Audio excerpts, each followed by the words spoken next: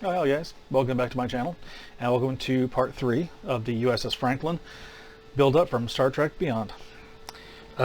So last video we went over the electronics for the warp missiles. This video we're going to go over with what I've done with the lighting on the ship itself. And let's see, anyway.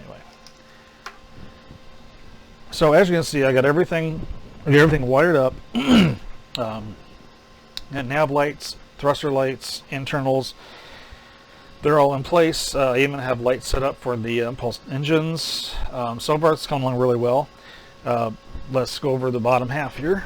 So I've got about 6 sets of lights, 3 on the outer rim, 3 on the inside. That gives just enough light to light the interior up. This thing will be running at 9 volts. 12's way too bright. I have 2 lights here. You can barely see them because they're white, but they're pointed directly at the impulse.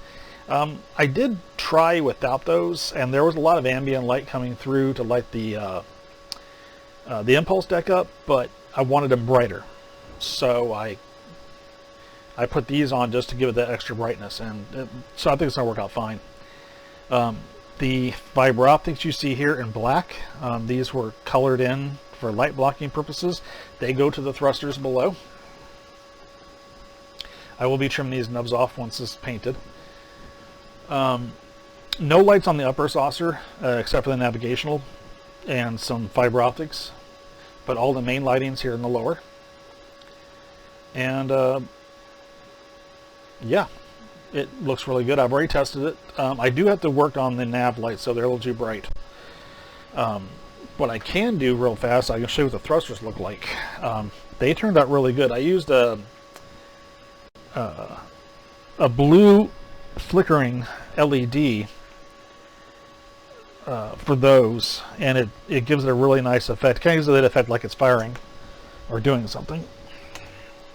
And I had to light block all the fiber optic because obviously if I don't, the light bleed from the internal lights is gonna interfere with the flickering. But there we go. Those would be the thrusters. If you look closely, they will flicker.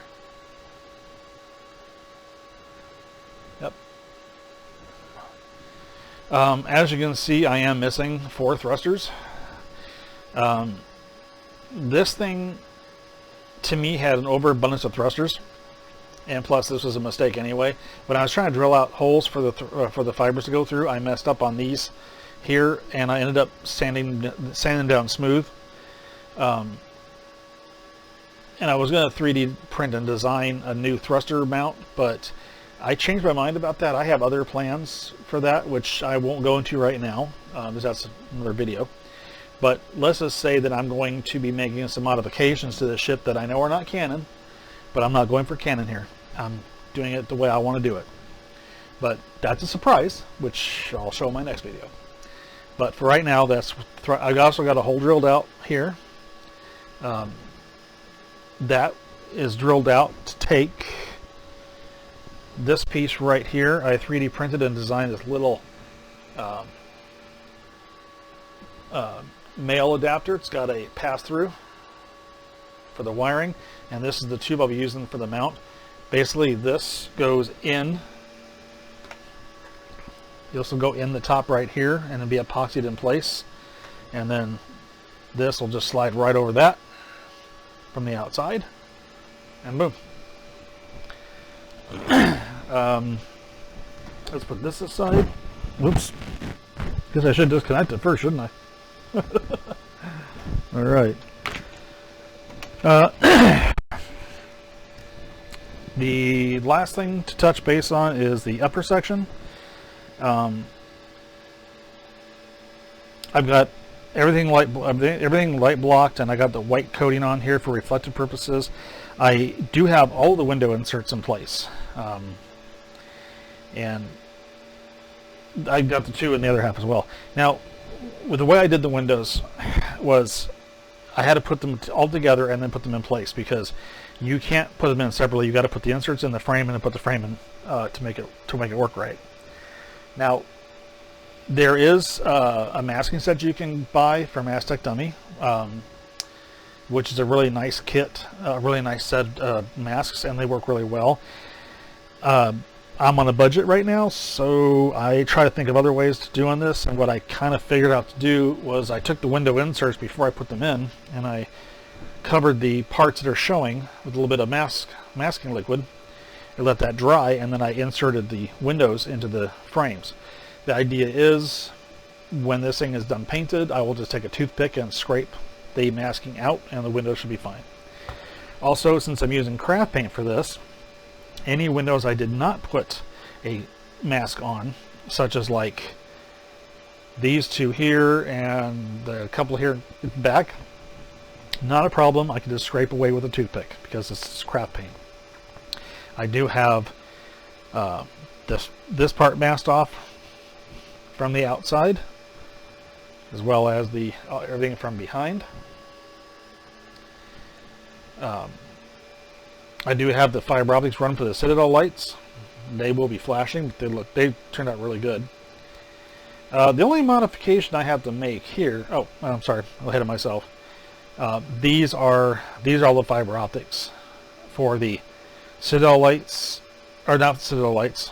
Oh yeah, I'm sorry. Yes, Citadel Lights, and I did put in a red and green navigational light, which will stay on. So these two little black spots right there, they are domed fiber optics. They stay on, and I got a flasher fiber optic right there. You can kind of see it. The best way I found to light block the fiber optics is I use one of these big fat Sharpie markers, and I use it because it's got a fat point to it, and I just kind of go like that up and down the whole fiber optic and cover it with that, and it light blocks it just fine. So that's done. I got a white frosting coat on all the windows, and this is for light diffusion. Now the only modifications I had to do on the navigational lights, I wanted to keep the inserts that came with the kit, the clear inserts. So I put them in, and I used an SMD that I just glued on top of the insert and ran the wire down. Only problem being with that was the frame was not a problem. It did not interfere with it at all, but the glass insert did actually hit it. So I had to actually notch it out. I don't know how well you can actually see it. It's all white, so it's hard to see. But I had to actually take a file and kind of notch it out a little bit to accommodate the height difference. And once I did that, they fit just fine. And then I used some tulip slick to cover everything up so I didn't have any light bleed into the window. And so far I have no light bleed whatsoever. So I did do a light test on it, and everything is working very nicely. For a paint color, I'm going with what the paint scheme says on the directions, which is steel gray, and I have a craft paint which is of steel gray. Simple. I just mixed it with some water. I kind of gave it a little thicker consistency, so it's not too thick, but it's not really thin, and it'll cover very well. And I got a whole bottle of it I made, and this will be the base coat. Yeah, that's kind of about where I'm at right now. And I did dry fit this saucer on, and it did fit really well. There was a few light leaks, but nothing too major that I could definitely deal with. And overall, I'm pretty happy with this so far. It really is coming together nicely, and I do like the engineering of this. The window inserts were a bit tedious, but I think I finally got them in good shape. I think. Anyway, what's that?